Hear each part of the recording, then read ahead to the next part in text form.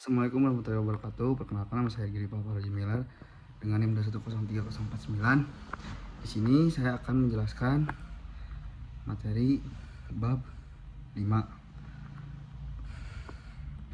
Pengembangan motivasi dalam aktivitas olahraga melibatkan serangkaian langkah untuk meningkatkan tingkat motivasi seorang untuk terlibat secara konsisten dalam kegiatan tersebut.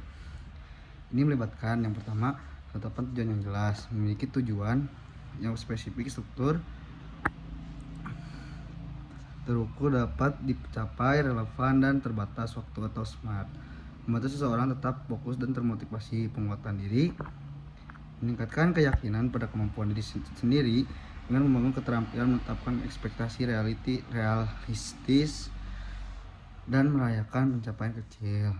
3. Pengaturan lingkungan yang mendukung, memastikan lingkungan sekitar mendukung aktivitas olahraga baik secara fisik maupun sosial. Ini bisa berupa dukungan dari teman, keluarga, atau bahkan pelatih. Yang keempat, ada penciptaan rutinitas. Membangun rutinitas yang teratur dan konsisten membantu seseorang untuk menjaga motivasi dan kedisiplinan.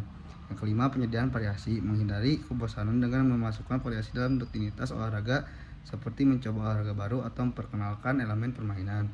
Yang keenam, pemantauan kemajuan. Melacak kemajuan secara teratur membantu seorang melihat hasil dari usaha mereka yang dapat meningkatkan motivasi orang tersebut.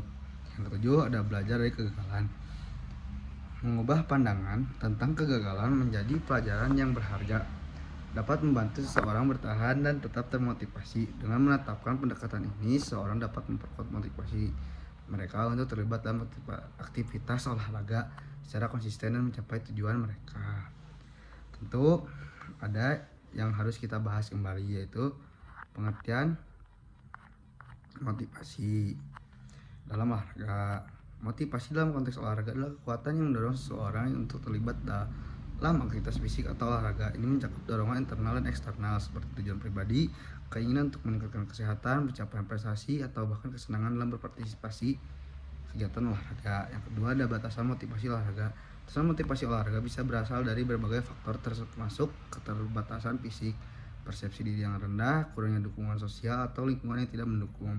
Misalnya, seseorang mungkin merasa kurang termotivasi jika mereka mengalami cedera yang menghambat partisipasi dalam olahraga, atau jika mereka merasa tidak percaya diri dalam kemampuan mereka.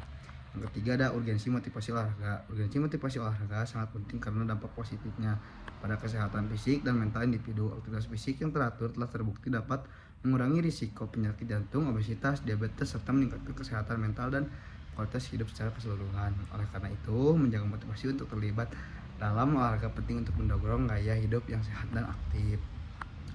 Motivasi berprestasi. Motivasi berprestasi adalah dorongan atau keinginan yang kuat untuk mencapai kesuksesan atau pencapaian yang signifikan dalam suatu tugas atau aktivitas tertentu. Ini melibatkan dorongan internal untuk menetapkan tujuan yang ambisius, bekerja keras untuk mencapainya, dan merasa puas dengan pencapaian tersebut. Motivasi berprestasi seringkali mendorong individu untuk mencari tantangan baru, meningkatkan keterampilan, dan mencapai standar yang tinggi. Ini dapat menjadi faktor yang kuat untuk dapat mendorong seorang untuk meraih kesuksesan dalam berbagai bidang kehidupan, termasuk pendidikan, karir, dan olahraga. Tentu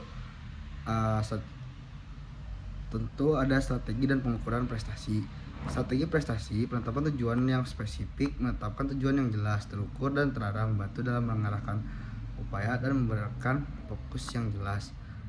Perencanaan tindakan, membuat rencana tindakan yang terstruktur dan terorganisir untuk mencapai tujuan tersebut. Pemantauan kemajuan, melacak kemajuan secara teratur untuk memastikan bahwa aktivitas yang dilakukan sesuai dengan rencana dan mencapai target yang tetap. Penyesuaian dan fleksibilitas, siap untuk menyesuaikan rencana jika diperlukan dan bersedia untuk mengubah pendekatan jika strategi yang digunakan tidak memberikan hasil yang diharapkan. Mengelola waktu dan prioritas, mengelola waktu dengan efisien yang mengidentifikasikan prioritas yang kemungkinan untuk fokus pada tugas-tugas yang paling penting. Dalam mengimplementasikan strategi yang efektif dan menggunakan metode yang tepat untuk mengukur prestasi, seseorang dapat meningkatkan kemungkinan mencapai tujuan dan mengoptimalkan kinerja mereka dalam berbagai bidang kehidupan. Sekian mungkin video dari saya, rangkuman dari bab 5. Terima kasih. Wassalamualaikum warahmatullahi wabarakatuh.